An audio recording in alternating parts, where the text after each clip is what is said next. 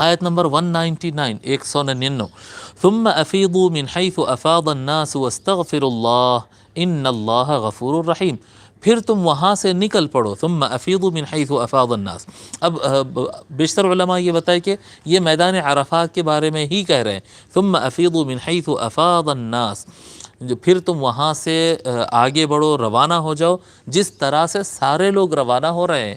کچھ لوگ ایسے تھے جو یعنی بتایا جاتا ہے، تفاسیر میں موجود ہے کہ قریش جو ہے وہ لوگ اپنے آپ کو مقام مزدلفہ پہ روک لیتے تھے، اور جیسا سارے لوگ جو ہے عرفات سے ہوتے ہوئے گزرتے، یہ لوگ نہیں جاتے تھے، اور یہ لوگ جو ہے کہتے تھے کہ ابھی ہم اعلیٰ ہے، ہم خاص ہے۔ وہ باہر سے آئے ہوئے لوگوں کے لیے وہ سب کچھ ہے، ہم تو اعلیٰ ہے، ہم تو خاص ہے، ہمارا کھڑا ہونا الگ ہے، ہمارا چلنا الگ ہے۔ انا للہ و انا الیہ راجعون۔ یہ آج کے زمانے میں بھی یہ چیز کثرت سے پائی جاتی ہے، لوگ یہ سمجھتے ہیں کہ ہم اعلیٰ ہے، ہم افضل ہے، ہمارا اسپیشل ہے، ہماری ہر چیز الگ ہے۔ نہیں نہیں، یہ اللہ تبارک و تعالیٰ کے نزدیک یہ پسندیدہ نہیں ہے۔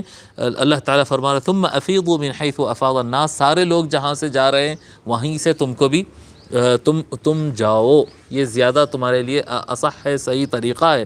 ثم افیضوا، بعض لوگ اس کو بتائے کہ نہیں، یہ میدان مزدلفہ سے منی کی طرف روانگی کی بات ہو رہی ہے، یا پھر منی سے اور آگے بڑھنے کی یہ بات ہو رہی ہے۔